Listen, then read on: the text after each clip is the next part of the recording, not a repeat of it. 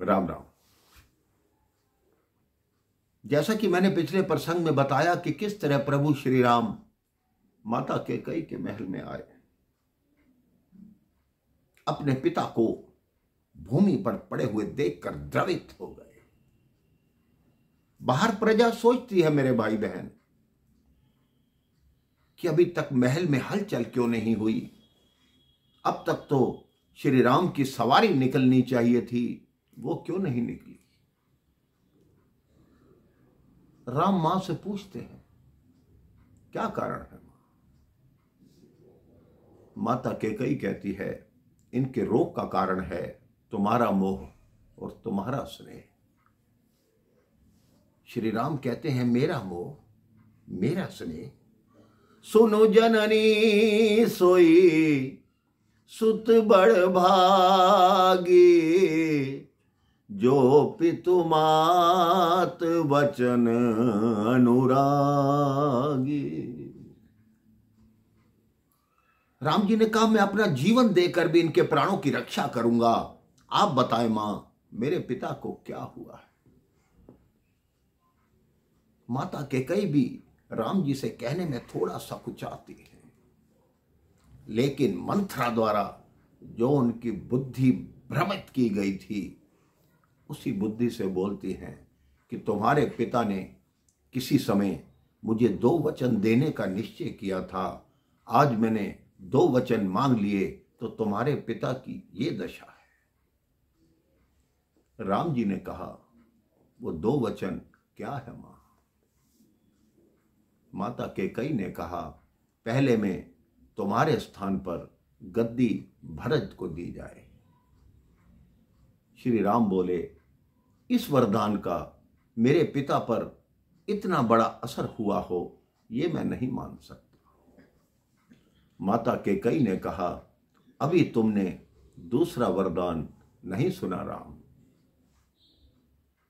तो प्रभु श्री राम पूछते हैं कि वो दूसरा वरदान क्या है मां।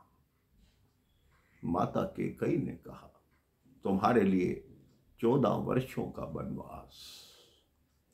राम जी के मुखमंडल पर मुस्कुराहट आ गई और बोले बस इतनी सी बात हुआ, क्या आपको मेरे धर्म पर मेरे सेवा धर्म पर शंका थी। आप तो 14 वर्षों की बात करती है मां, आप चाहे तो मैं आजीवन वनवास में रह सकता हूं। मुझे दुख है तो इसी बात का कि इस छोटी सी बात के लिए मेरे पिता ने इतना दुख क्यों सहा।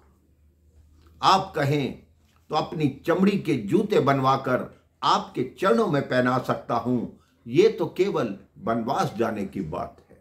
मां आपने मेरा 4 तरह से हित किया है। पहला आपकी आज्ञा का पालन, दूसरा पिता के वचनों का अनुसरण, तीसरा भाई भरत को राज्याभिषेक और चौथा ऋषि मुनियों के दर्शन।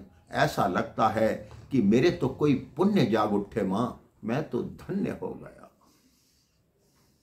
महाराज दशरथ अर्धमूर्छित अवस्था में बोलते हैं कि राम